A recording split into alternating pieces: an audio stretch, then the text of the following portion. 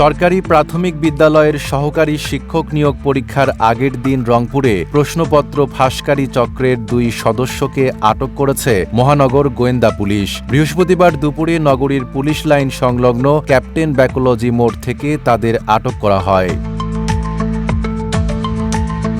আটককৃতরা হলেন রংপুরের মিঠাপুকুর উপজেলার গোলাম কিবরিয়া ও সুমন চন্দ্র।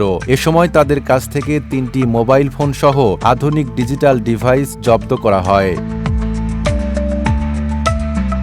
মহানগর গোয়েন্দা পুলিশের উপকমিশনার সনাতন চক্রবর্তী জানান, গোপন সংবাদের ভিত্তিতে অভিযান চালিয়ে তাদের আটক করা হয়। সানবিট সব দিবে সামাল। সানবিট ম্যাজিক প্রেস ডিশওয়াশিং এর মাথা ঘোরানো সলিউশন। এই ঘটনায় বড় একটি চক্র জড়িত থাকার আশঙ্কা রয়েছে এবং অভিযান অব্যাহত রয়েছে বলে জানান তিনি। ঊর্ধ্বতন কর্তৃপক্ষের নির্দেশে একটু তৎপর ছিলাম যে একটা গ্রুপ এখানে জালিয়াতির চেষ্টা করছে এবং জালিয়াতির চেষ্টাটা করে হচ্ছে আধুনিক তথ্য প্রযুক্তি ব্যবহারের মাধ্যমে।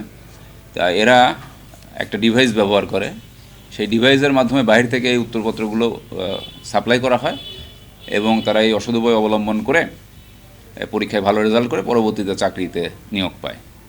তা এইরকম একটা চক্রকে আমরা আইডেন্টিফাই করি।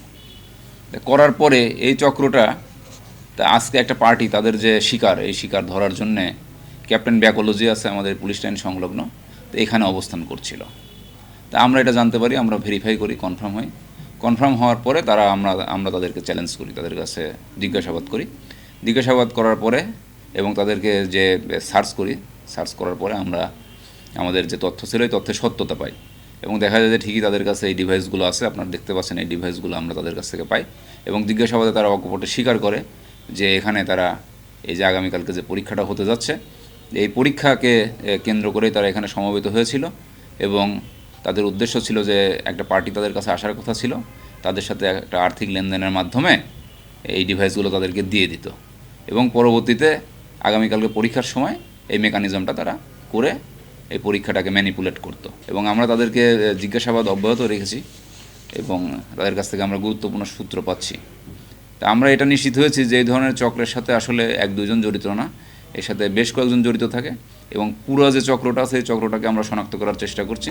এদিকে প্রাথমিক শিক্ষা অধিদপ্তর প্রশ্ন ফাঁসের গুজবে বিভ্রান্ত না হতে পরীক্ষার্থীদের সতর্ক করেছে। নাইম আরাবী, ঢাকা পোস্ট।